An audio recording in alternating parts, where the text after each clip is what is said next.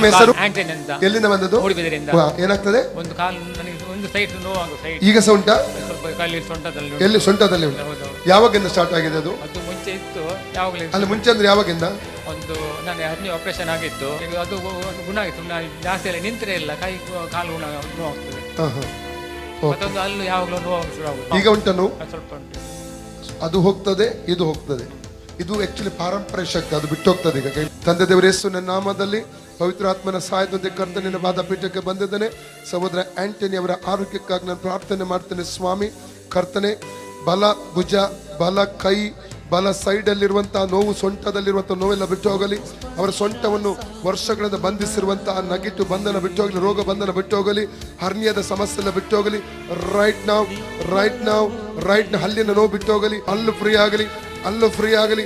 ಅಲ್ಲಿನ ನೋವೆಲ್ಲ ಬಿಟ್ಟು ಹೋಗಲಿ. ರೈಟ್ ನಾವು ರೋಗ ಬಂಧನಗಳು ಬಿಟ್ಟು ಹೋಗಲಿ. ರೋಗ ಬಂಧನ ಎಲ್ಲ ಬಿಟ್ಟು ಹೋಗಲಿ. ಫ್ರೀಡಮ್ ರಿಲೀಸ್ ಮಾಡ್ತಾ ಇದ್ದೇನೆ. ಸಹೋದರ ಆಂಟನಿ ಅವರ ಶರೀರ ಪವಿತ್ರಾತ್ಮನ ಗರ್ಭಗುಡಿಯಾಗಿದೆ. ಯಾವ ರೋಗಾತ್ಮ ಇರ್ಲಿಕ್ಕೆ ಅಧಿಕಾರ ಇಲ್ಲ. ಬಿಟ್ಟು ಹೋಗೆಂದು ಅಪ್ಪಣೆ ಕೊಡ್ತಾ ಇದ್ದೇನೆ. In the name of Jesus. ಕೀರ್ತನೆ 91:5-6 ವಚನ ಹೇಳ್ತದೆ, ಈ ಇರುಳಲ್ಲಿ ಸಂಚರಿಸುವ ಯಾವುದಕ್ಕೂ, ಹಗಲಲ್ಲಿ ಆರಿ ಬರೋ ಬಾಣಕ್ಕೂ, ಕತ್ತಲಲ್ಲಿ ಸಂಚರಿಸುವ ವಿಪತ್ತಿಗೂ, ಹಾನಿಕರವಾದ ಮಧ್ಯಾಹ್ನದ ಕೇಡಿಗೂ ಅಂಜ ಕಾರಣವಿಲ್ಲ.